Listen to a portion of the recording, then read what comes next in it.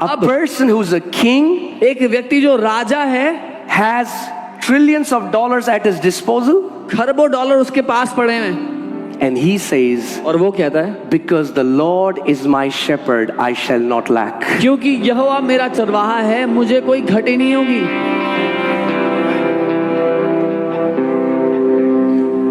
You know, recently I was in Europe, and I was telling Europeans, because they think this message is only for the third world countries. Look, I said, look what is happening now. You don't know, suddenly our wealth is, we cannot have our confidence in the wealth.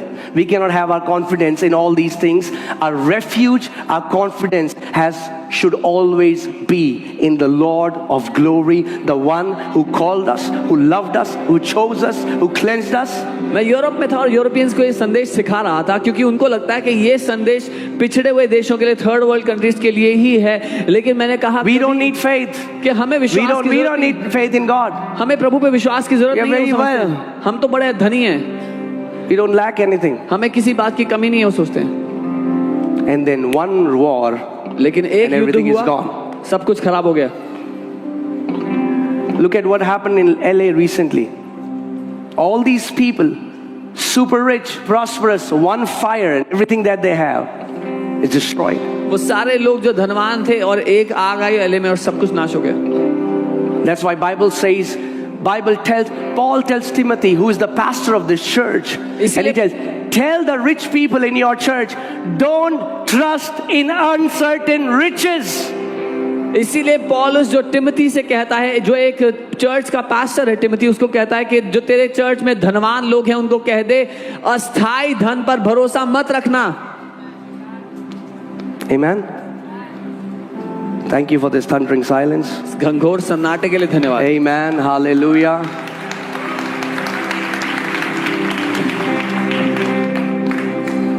We don't realize how great mercy God has extended towards us. हमें पता भी नहीं है कि कितना महान अनुग्रह प्रभु ने हमारी ओर कर दिया। It is because of Him you are in Christ Jesus. उसी के कारण आप मसीह यीशु में हो। 8 billion people and He chose us. 8 billion लोगों में उसने हमें चुन लिया।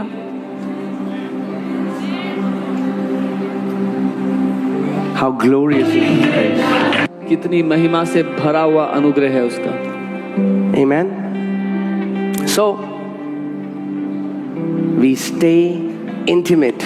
हम घनिष्ठ गहरे संबंध में रहते हैं। So we abide under His shadow. ताकि हम उसकी परछाई के नीचे बने रहें। All right. Let's go to another verse. अगली आयत पे चलते हैं। Okay, yeah, one thing I want to show you. Now, what happens when you dwell in the secret place? Now there are benefits of that. क्या होता है जब आप उस गुप्त स्थान में बने रहो, उसके कुछ फायदे हैं। All right, let's see. Psalm 91:9-10 tells us. भजन 91 9 से 10 बताता है। Because you have made the Lord. Now hear this. Because you have. It's a conscious choice that you make.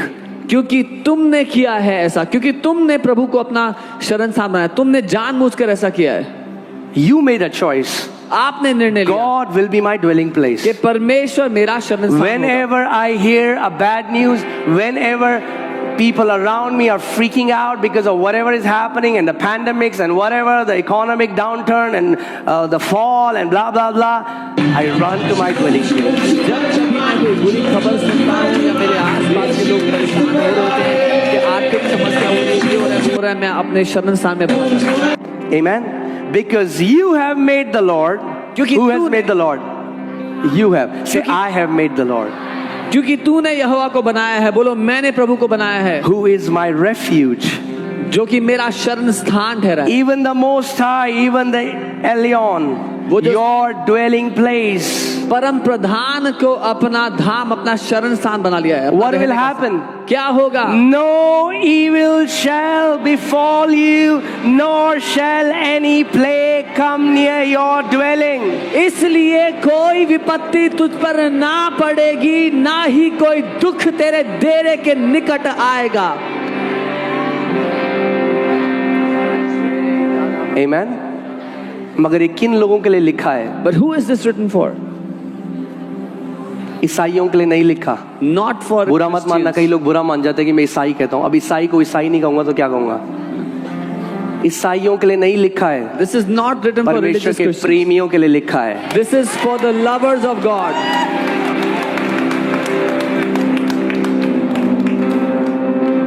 Amen.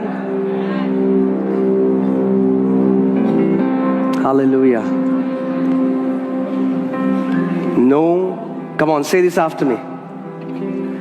I have made the Lord, who is my refuge, even the Most High, my dwelling place.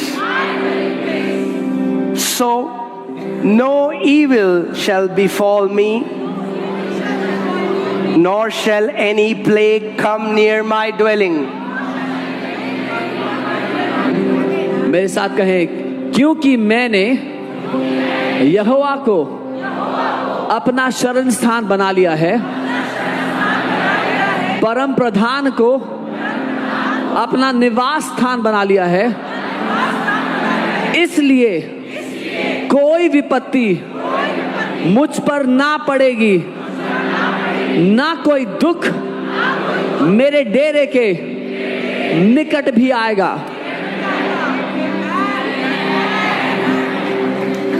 Amen. Hallelujah. Because you